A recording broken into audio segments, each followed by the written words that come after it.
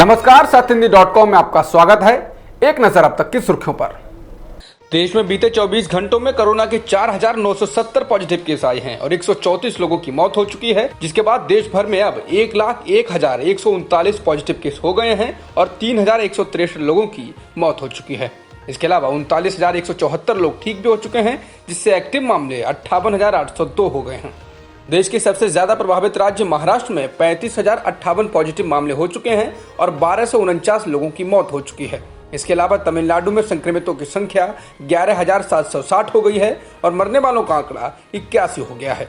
गुजरात में संक्रमण के मामले 11,745 हो गए हैं और 694 लोगों की मौत हो चुकी है। इसके अलावा दिल्ली में 10,054 पॉजिटिव हो गए हैं और 168 लोगों की मौत हो चुकी है। दिल्ली नोएडा बॉर्डर पर बैठे प्रवासी मजदूरों को घर भेजने के लिए बसों की व्यवस्था की गई है। यूपी के सुल्तानपुर जा रही एक महिला यात्री ने समाचार एजेंसी ANI को बताया कि उनसे 3,500 रुपए किराया लिया गया है और बस में किसी तरह की सुविधा भी नहीं है। बस में पंखे भी नहीं है और मच्छर भी बहुत ज्यादा हैं। नोएडा प्रशासन ने साफ कर दिया है कि अभी दिल्ली से नोएडा में आने की अनुमति नहीं दी जा सकती है। बता दें, नोएडा प्रशासन के इस फैसले से कुछ घंटे पहले ही उत्तर प्रदेश सरकार ने कहा था कि दिल्ली से नोएडा और गाजियाबाद में लोग आ सकते हैं। मध्य प्रदेश के कटनी में सोमवार को गृहस्थ संत पंडित देव प्रभाकर शास्त्री दद्दा की अंतिम यात्रा में लॉकडाउन और सोशल डिस्टेंसिंग की धज्जियां उड़ाएंगे। दद्दा के अंतिम दर्शन के लिए हजारों की संख्या में अनुयायियों की भीड़ उमड़ी। प्रशासन मूक दर्शक बना रहा। फिल्म स्टार आशुतोष राणा और राजपाल यादव ने भी अपने आध्यात्मिक गुरु को कंधा दिया। कैब कंपनी उबर ने कारोबार में घाटे की वजह से दुनिया भर में 3,000 और नौकरियां बंद करने की घोषणा की है। इस महीने की शुरुआत में ही कंपनी ने 3,700 नौकरियां बंद करने की घोषणा की थी। इसका मतलब है कि कंपनी के 1/3 कर्मचारियों का रोजगार छिन जाएगा। हालांकि नौकरियों की इस कटौती में ड्राइवर शामिल नहीं है, उन्हें उबर स्वतंत्र कॉन्ट्रैक्टर मानता है।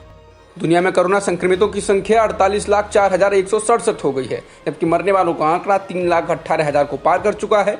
इसके अलावा ठीक होने वालों की संख्या भी करीब 19 लाख हो गई है। दुनिया के सबसे ज्यादा कोरोना प्रभावित देश अमेरिका में कोरोना संक्रमितों की संख्या 15 लाख को पार कर गई है। अब यहाँ कुल संक्रमितों की संख्या 15,08,598 हो गई है, जबकि मरने वालों का आंकड़ा भी 90,000 को पार कर चुका है।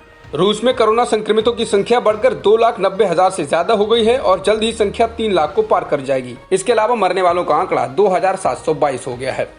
अमेरिकी राष्ट्रपति डोनाल्ड ट्रंप ने विश्व स्वास्थ्य संगठन के प्रमुख टेड्रोस गेब्रेयेसस को बड़े बदलाव करने की 30 दिनों की मोहलत दी है। उन्होंने कहा, अगर WHO ऐसा नहीं करता है तो अमेरिका द्वारा संगठन को दिए जाने वाला फंड स्थायी रूप से बंद कर दिया जाएगा।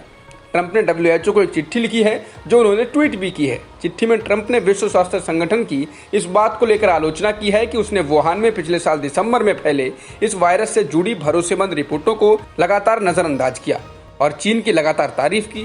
ट्रंप ने यह भी कहा है कि WHO के लिए आगे बढ़ने का केवल यही तरीका है कि वो खुद को चीन से स्वतंत्र दिखाए। अब तक की खबरों में बस इतना ही। बाकी खबरों के लिए बने रहिए सत्यहिंदी.com के साथ।